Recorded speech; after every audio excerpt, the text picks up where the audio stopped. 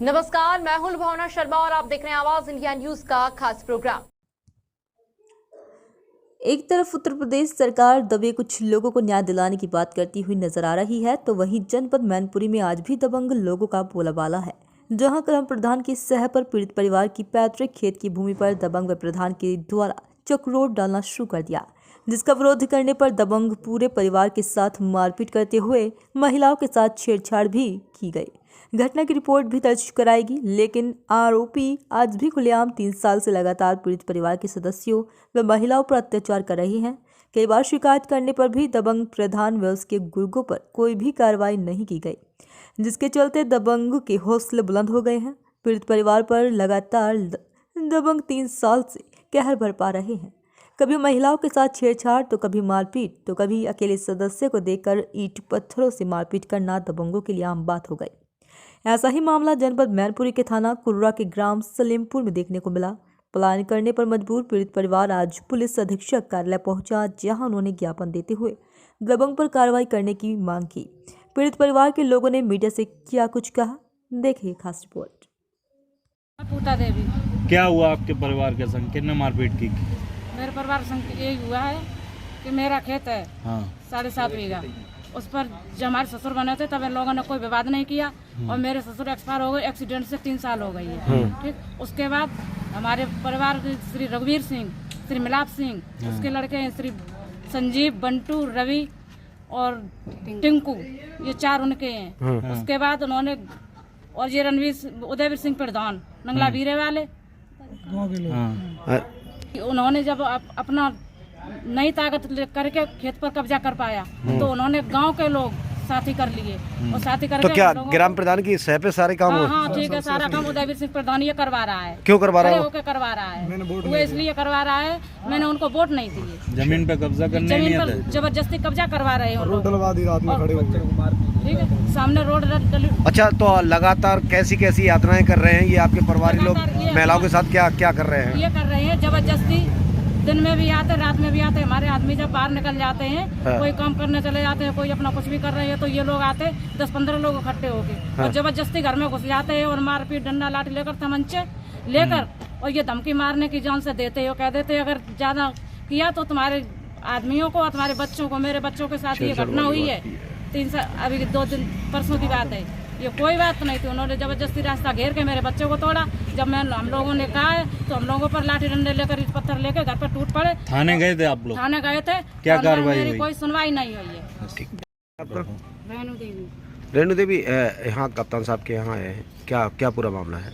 मामला क्या है साहब, ये आते हैं हमारे घर पे, आदमी लड़के रहते नहीं है, मारपीट करते हैं और घर में आकर के और का नाम है बाहर लेटते अपने बरंडा में और ये हमारी छेड़खानी करते हैं। और मेरी भतीजी हमारी जेठानी बचाने के लिए आती है और कहना ये दुनिया बकवास करके तुझे रखेंगे नहीं, हम इतने आदमी मारे हुए हैं। कौन है, क्या नाम है? मिलाप सिंह है और उनका लड़का एक बंटू है। और क्यों परेशान करते हैं? ये भी परेशान करते हैं। किस लिए परेशान करते हैं? इसलिए परेशान करते हैं हमारी खेती की वजह से, जबरदस्ती रास्ता डालो चारे मेरी और डरवा दी उस प्रधान। शिकायत की थाने में? हाँ, हमने हर एक जगह शिकायत की, हमारी कोई सुनवाई नहीं हो रही है।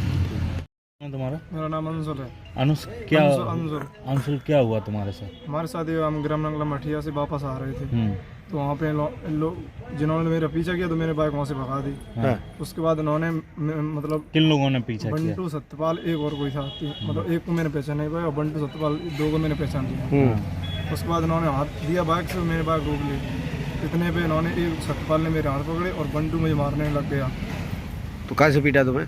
मुझे ईंट रखी थी, वहाँ ईंटों से मारा और चूड़ा पहने थे हाथ में। अच्छा, उससे मारा है। हाँ। तो क्या ये थाने गए थे, इंस्पेक्टर साहब ने बोला क्या कार्रवाई हुई कि वो इटावा में पड़ता है तो आपके थाना सह पे ही पड़ेगा। अच्छा, तो आपका खेत के इटावा में है क्या?